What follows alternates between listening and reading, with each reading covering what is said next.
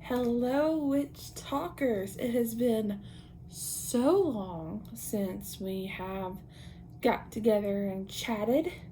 So, this is actually a really fun segment for me. But first, I want to give y'all a bit of an update. I am doing good. The pregnancy is doing amazing. Thank you, guys, so much for your support and understanding when it came to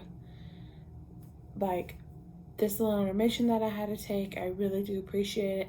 I want to try to be better to post and because this pregnancy has definitely been challenging. Totally worth it, but challenging. So thank you guys for sticking with me during all this, and I fully appreciate it. So what we're going to do is just dive right in. Which is kind of a fun topic for me. And it might sit there and it might rub some people the wrong way, like this particular topic, because people are so hardcore when it comes to their fandoms. And I was too. I was really hardcore about this fandom when I was growing up. But as I got older, it started to get a little cringy. So we're gonna talk about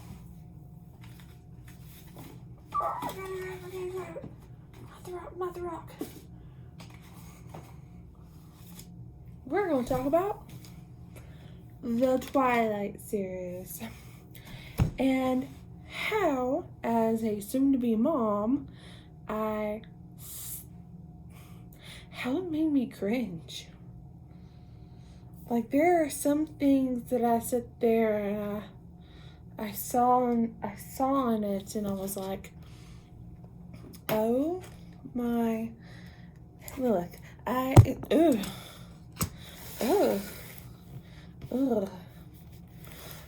so we're going to take a step back and we're going to go over this and things that I find a little cringy about it.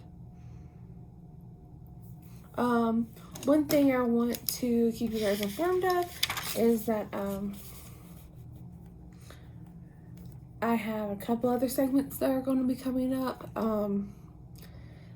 Like, one of them is going to be pregnancy and witchcraft, what they don't talk about. So keep your eyes out for that. I know some of this is kind of centered on being like becoming a mom or something, but if there's any topic that you want me to go over, just comment under this or shoot me a message about what or some things that you would like me to see in the future. All right, so let's dive in a little bit of the history of vampires. So, Anne Rice's Lestat, Dracula, the Lost Boys, Spike, and freaking Teen Angel.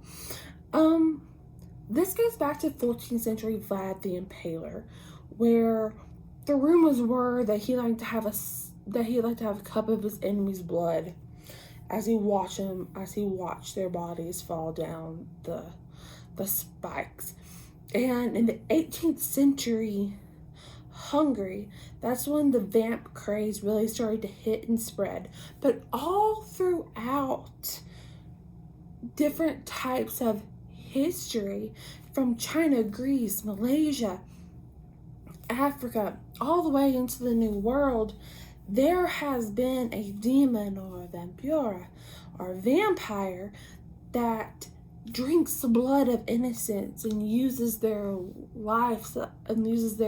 physical life source that's in the blood to survive.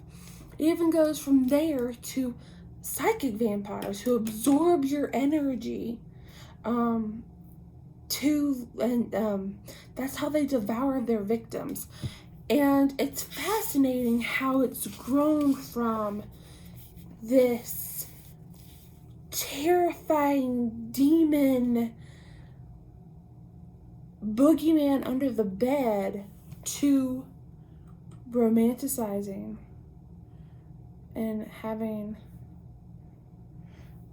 in like every 14-year-old girl like being Team Edward. And I remember in middle school and high school that the Twilight era came, and it was Stephenie Meyer's book was everywhere. There was the books, there was the movies, and it was such a publicized romance that it just captured the hearts of millions. And now it has made a comeback. It has made a comeback hard between the Midnight Sun book getting released, and then from Twilight, the saga hitting Netflix. It has come back with a unworldly passion. And I was actually really excited to rewatch the movies until I started watching them as an adult. Because let's face it, when you're young, you see this overly protective, brooding, handsome guy, like, doing all he can to protect this girl, and then as an adult, you watch it and you're like, it hits, and you're like, So there are some things that are kind of cringeworthy, and we're going to go over that. So let's just say I wouldn't exactly want Edward Cullen to be dating my daughter. I'm just going to hit things in the Twilight and the Twilight series. I'm not going to go over things in Midnight Sun, which somewhat justifies his actions, but still cringeworthy. So we are going to hit this first. So I was watching the first movie a couple of days ago, and I was watching the scene where they're in the hospital, and he was like, I was right beside you. And I was like, did Edward Cullen just gaslight her? And yes, he did. He was gaslighting her to protect his family and his secret. And when Bella came to him, like, questioning her, like, sanity and questioning, like, what she saw and what she experienced, he just laughed at her. Like, he downplayed and he laughed at her. And he turned it back on her. And someone who's been gaslighted before, the detrimental feeling that you have when you feel like you can't trust your own mind and your own sanity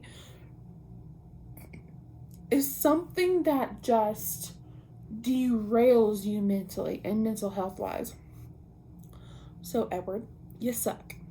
And then from the beginning, it even mentions this on Midnight Sun, and I know I'm not going to reference it a lot, how much he stalked her.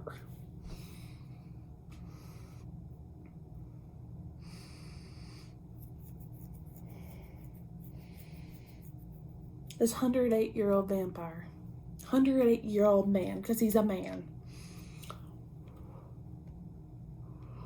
Stalking the 17-year-old girl. And I mean, like,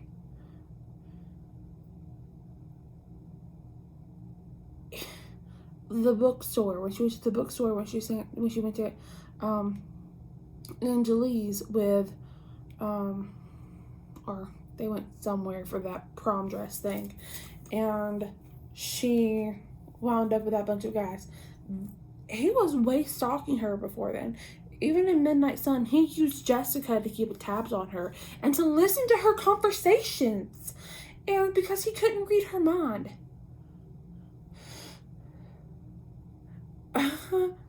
And then school, and even sneaking into her room at night.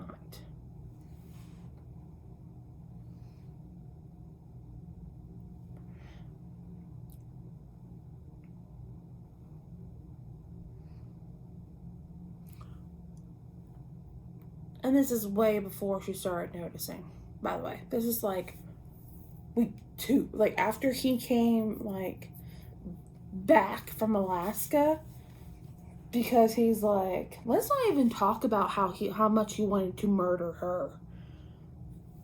Like, how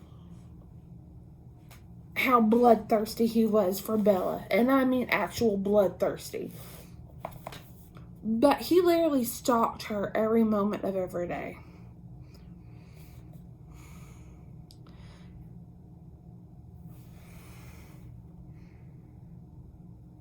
That's super creepy. And then it went from that to, now you have to understand, Bella, despite being emotionally incensed by her mother and raising her mother, who was a full-grown adult, and we'll get to that in another segment, what that is, she is still a child. She is a kid, okay? If my 17-year-old daughter was getting stalked by anyone, 17-year-old boy or 108-year-old vampire, shit will be going down. And then it's almost like it was grooming. Ugh. And then it's just when she chose Edward versus her friends. And I'm not just talking about Jacob, which he did. There was a time between being a new moon and eclipse where Edward did everything in his power to keep Jacob away from her. Which is a level of BS, and also it's something that abusers do because they don't want you to tell about the bad behavior.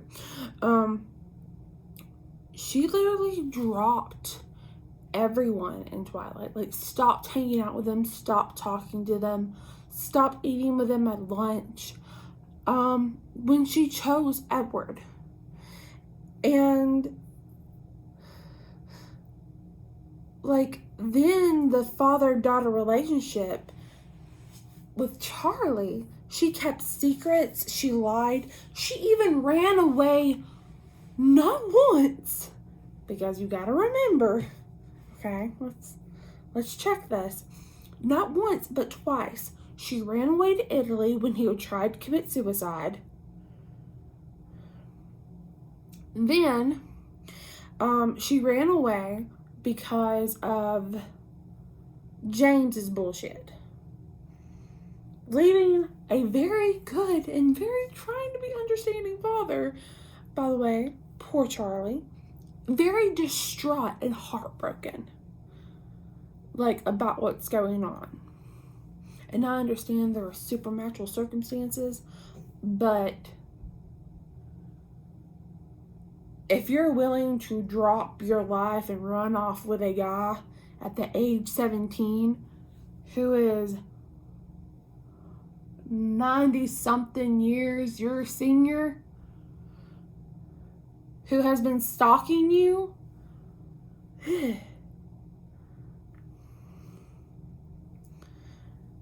now we're going to talk about the age difference. I've been waiting on this.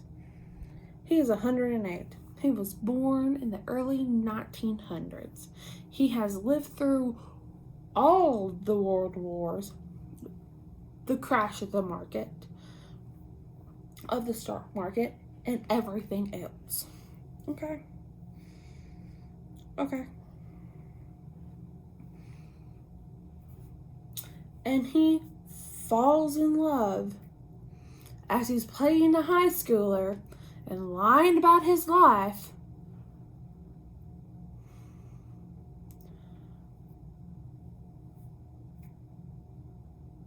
and decides to start dating a 17-year-old girl. A 17-year-old girl is a child. If you are trying to get with, or in a relationship, or any type of, at the age of 17, they are still children. There is some stuff that I should not have been fooling with at the age of 17. And I'm very thankful, despite issues I've had with my biological parental units. My mother was very aware of these things and made sure she kept very big tabs on me when it came to this. And thank God, because that's a pedophile. An older guy trying to have a relationship with my daughter who's underage. That's a pedophile. Despite him looking 17, it don't matter.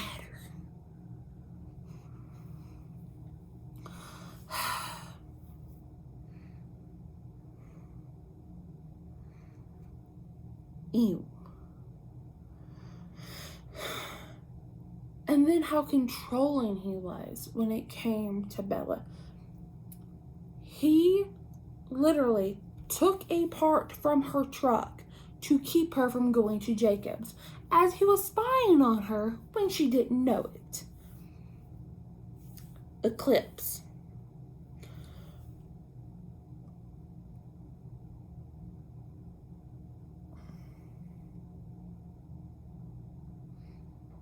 He has isolated her. He has controlled her.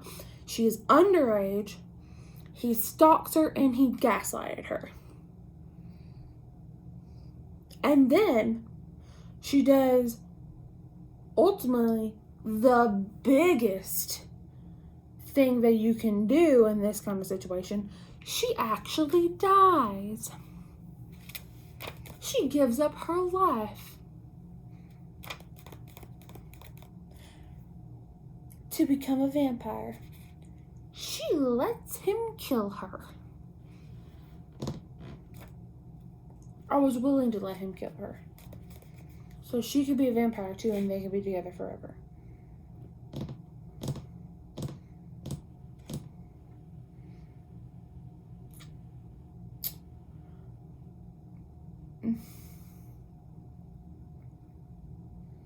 And this is only a couple of things that really just hit me wrong. There are other things that I could talk about, like Jacob falling in love with an infant.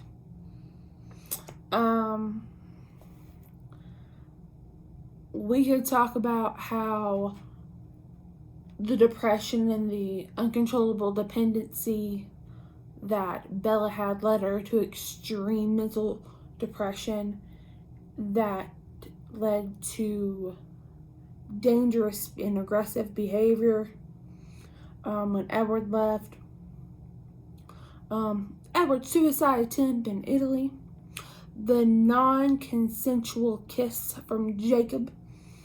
The coercion kiss from Jacob. Edward in the discussion of a forced abortion. Edward discussing with Jacob how Jacob could have sex with Bella to create another baby if they do get rid of this one.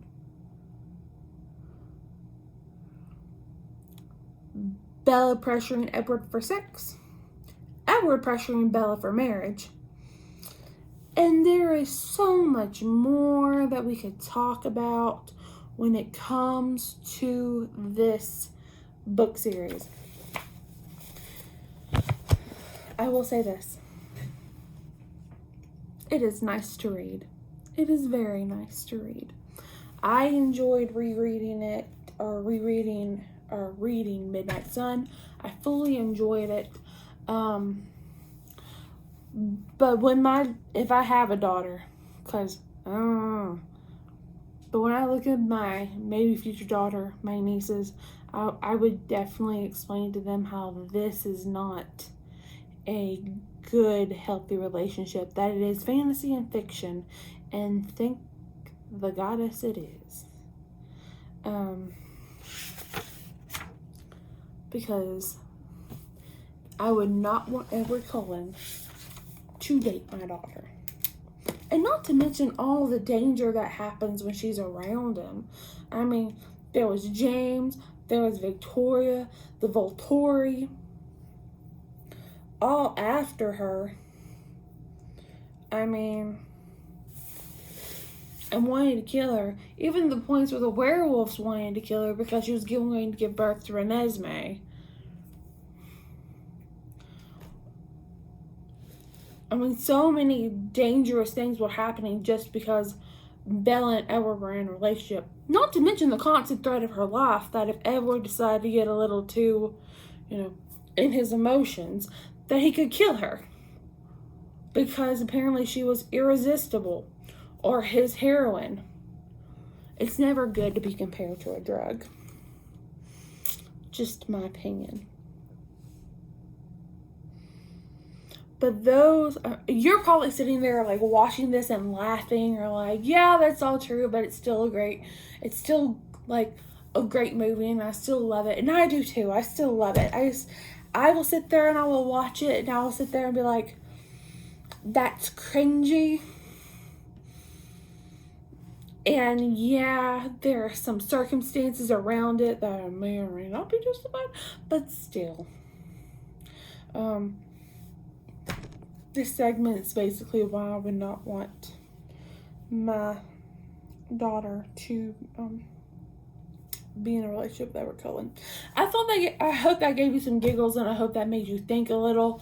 And also I hope it made you reflect like how much you've changed from your teenage years watching this and being enthralled in this series from the first time to reading it and watching it as an adult, because it definitely hits different.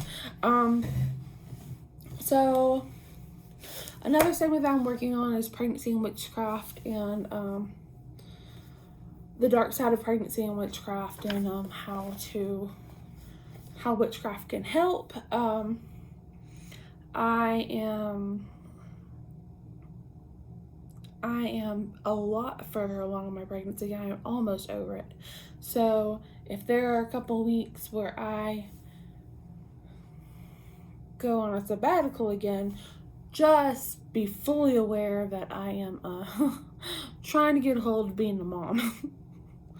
So, but I will keep you guys informed when that happens. Thank you guys so much for your support and understanding for this past year. Hit the comment section and the likes and the shares if you find this entertaining or funny. Go ahead and hit that like and subscribe button if you want to know or hear about more of our segments that are coming on. Thank you guys so much, and blessed be.